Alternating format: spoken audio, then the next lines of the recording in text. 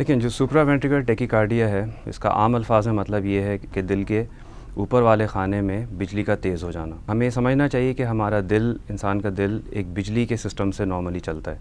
और दिल के ऊपर वाले खाने में एक जगह है जहाँ से बिजली तेज़ होती है। वो एक नॉर्मल रास्ते के थ्रू ऊपर से लेके नीचे जाती है और चूँकि दिल एक मसल है और उसके अंदर जैसी बिजली पहुँचती है तो दिल का मसल कॉन्ट्रैक्ट करता है और धड़कन तेज़ हो जाती है। जो सुप्रावेंट्रिकुलर टेकीकार्डियाज़, जिसको हम पैरोक्सिस्मल सुप्रावेंट्रिकुलर टेकीकार्डियाज़ कहते हैं,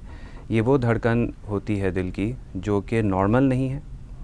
लेकिन अचानक शुरू हो जाती है और बेइंतहा तेज़ हो जाती है और कुछ देर चलने के बाद या तो अपने आप ठीक हो जाती है या किसी इमरजेंसी के अंदर कोई ट्रीटमेंट के बाद वो ठीक होती है। तो उसको हम पैरोक्सिस्मल सुप्रावेंट्रिकुलर टेकीकार्डिया कहते हैं। इसके अंदर सुप्रावेंट्रिकुलर टेकीकार्डिया एक बड़ी टर्म है जिसका मतलब है कि हर वो धड़कन जो दिल के ऊपर वाले खाने से तेज़ हो वो सुप्रावेंट्रिकुलर टेकीकार्डिया में होती है। लेकिन जो अभी मैंने आपसे ज़िक्र किया कि पैरोक्सिस्मल सुप्रावेंट्रिकुलर टेकीकार्डियाज़ वो धड़कन है जिसके अंदर दिल के अंदर एक नॉर्मल इलेक्ट्रिकल सिस्टम और उसके साथ कोई और एक्स्ट्रा रास्ता जिसके अंदर किसी वक्त करंट जाने की सलाहियत होती है दिल के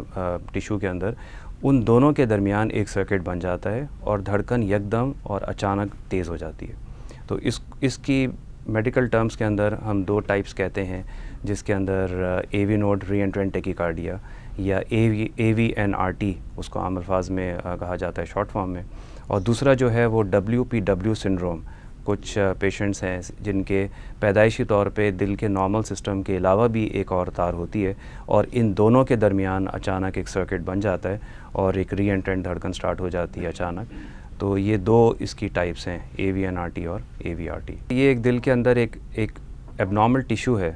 जिसके अंदर एक सलाहियत है कि कभी भी धड़कन नॉर्मल रास्ते से चलते चलते नॉर्मल वायर या नॉर्मल रास्ते में ब्लॉक हो जाती है और करंट इस तरफ इस एक्स्ट्रा टिश्यू के अंदर डाइवर्ट हो जाता है और इन दोनों के दरमियान जस्ट लाइक एक सर्किट बनता है और हार्ट के अंदर यकदम ऑल ऑफ अ सडन धड़कन स्टार्ट हो जाती है। तो ये इस वजह से स्टार्ट होता है। इसके स्टार्ट होने की वजूहात के अंदर आम तौर पे कुछ एक्स्ट्रा बीट्स हैं जो मरीज़ फ़ील करता है कि नॉर्मल चलते चलते अचानक मरीज़, कुछ पेशेंट्स हमें इस तरह की हिस्ट्री देते हैं कि अचानक झुकने से स्टार्ट हो जाती है या जब कोई टेंशन या स्ट्रेस की हालत में होते हैं उस वक्त उनको फ़ील होता है कि धड़कन स्टार्ट हो जाती है, या कभी कभार पेट की ख़राबी या एसिडिटी तेज़ाबियत की सूरत में स्टार्ट हो जाती है, या सिंपल चीज़ें जैसे झुकने से स्टार्ट हो जाती है, अचानक खड़े होने से स्टार्ट हो जाती है, सडन बॉडी मूवमेंट से ये स्टार्ट हो जाती है। तो ये इसके ट्रिगर्स हैं। सही। तो इन सिचुएशंस के अंदर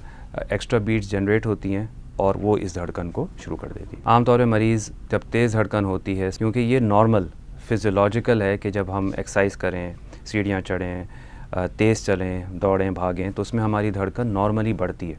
लेकिन ये जो धड़कन है जिसकी हम खुसूसन बात कर रहे हैं, ये अचानक आम तौर पे बैठे हुए सुकून की हालत में, नॉर्मल हालत में मरीज़ को यकदम शुरू हो जाती है। तो ये धड़कन उससे मुख्तलिफ है। तो वो उन सिचुएशंस में नहीं है जिसमें नॉर्मली धड़कन बढ़ती है, ये उससे हटकर है जिसके अंदर एक नॉर्मल हालत के अंदर एक आदमी बिल्कुल सही था, अपनी नॉर्मल लाइफ गुजार रहा है और उसमें अचानक उसको फीलिंग आती है कि धड़कन तेज़ होगी। देखिए, होने को किसी को भी हो सकता है। इसमें उमूमन यंग एज में ये शिकायत स्टार्ट होती है। तो यंग लोग, टीनेजर्स कह लें या आपसे कह लें कि 20-30 साल, 40 साल की उम्र के पेशेंट्स हैं,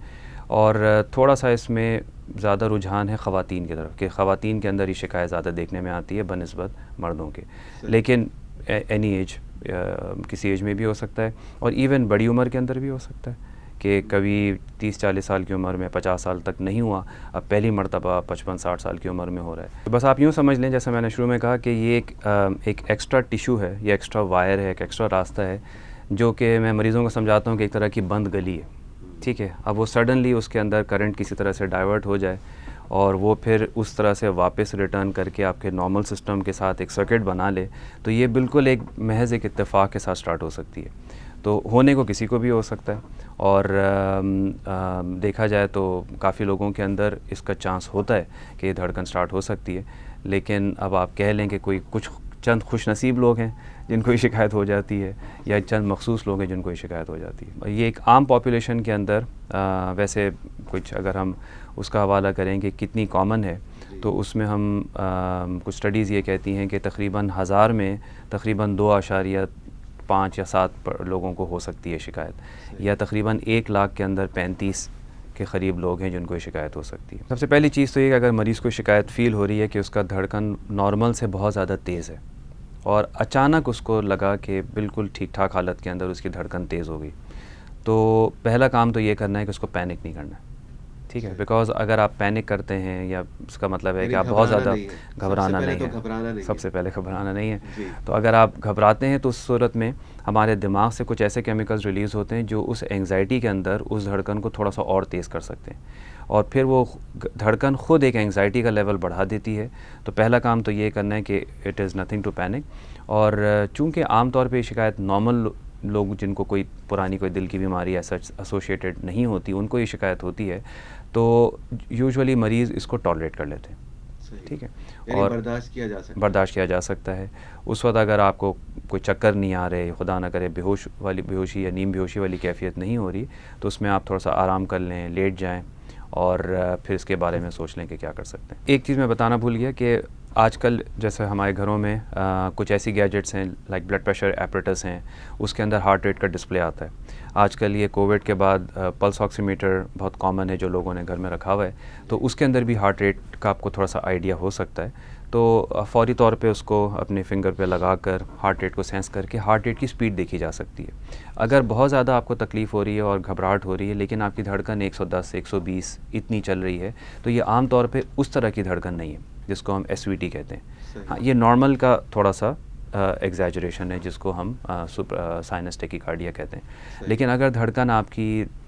पौने 200 है, 170 है, 200 है या उससे ऊपर चल रही है, तो मोस्ट लाइकली आपको वही शिकायत है जिसकी हम बात करें, सुप्रावेंट्रिकुलर टेकीकार्डिया। तो इमरजेंसी के अंदर पेशेंट घर पे बैठे बिठाए 1-2 काम कर सकते हैं कि नंबर 1 तो आपने देख लिया कि हार्ट रेट कैसी तेज़ है, और अगर हार्ट रेट बहुत ज़्यादा तेज़ है जैसे मैंने आप सर्च किया, तो उस केस में आप कुछ मनूवर्स कर सकते हैं, ठीक है, वक्ती तौर पे, जो कि बहुत आराम से किए जा सकते हैं, और उससे भी कुछ चांस होता है, बहुत ज़्यादा नहीं लेकिन there is a fair chance कि तकरीबन कोई 10-15% चांस है कि आपकी धड़कन को ठीक किया जा सकता है। जिसके अंदर कॉमन सी चीज़ ये है कि मरीज़ एक लंबा गहरा सांस ले ले, थोड़ा सा ब्रेथ होल्ड कर ले, यानी सांस को रोक ले, लंबा गहरा सांस लेके थोड़ा सा रोक लें और थोड़ा सा जैसा कहते हैं ना घुट जाएँ, सफोकेट हो जाएं थोड़ी देर के लिए, चंद सेकंड, 5-10 सेकंड जितनी हिम्मत हो, और उसके बाद उसको रिलीज़ कर लें। 2-3 दफ़ा ये ट्राई कर लें। या एक मनूवर होता है जिसको हम कहते हैं वैल्सेल्वा मनूवर, जो कि किया जा सकता है। उसका तरीका ये है कि आप मरीज़ एक लंबा गहरा सांस ले ले, पूरा सांस पेट में भर ले, और उसके बाद मुँह को बंद करके सांस को निकलने ना दे, और जैसे वॉशरूम में आप स्टूल के लिए स्ट्रेन करते हैं, ज़ोर लगाते हैं, उस तरह से स्ट्रेन कर ले, यानी नाक बंद कर ले ताकि मुंह से गैस ना निकले, और सांस को लेके रोक के और थोड़ा सा बेयर डाउन करें। तो इस तरह के भी मनूवर से कभी कभार ये धड़कन फौरी तौर पे ठीक हो जाती है। एक तो ये कि धड़कन बहुत तेज़ हुई, अचानक तेज़ हो गई, और अगर साथ में मरीज़ को कोई और दिल की प्रॉब्लम्स हैं, एक तो ये है कि धड़कन का बहुत ज़्यादा तेज़ होना एक पेशेंट को हल्का सा सीने में भारीपन का एहसास दे सकता है, जो कि बहुत तेज़ धड़कन की वजह से भी हो सकता है। इसका ये मतलब नहीं कि साथ में आपको कोई हार्ट अटैक या कोई इस तरह की शिकायत हो रही है। लेकिन कुछ पेशेंट, ख़ासतौर पर बड़ी उम्र के पेशेंट जिनको और कोई दिल की बीमारी होने के रिस्क फैक्टर्स मौजूद हैं, तो उनमें ये भी पॉसिबल है कि इतनी तेज़ धड़कन उनको सीने में तकलीफ़, जो हार्ट की जिसको हम एंजाइना कहते हैं, वो कर सकती है। इसके अलावा तेज़ धड़कन की वजह से ब्लड प्रेशर डाउन हो सकता है, मरीज़ को चक्कर आ सकते हैं, ठंडे पसीने आ सकते हैं, चक्कर आ सकते हैं, बेहोश भी हो सकता है। तो ये जी, ये सारी चीज़ें हो सकती हैं।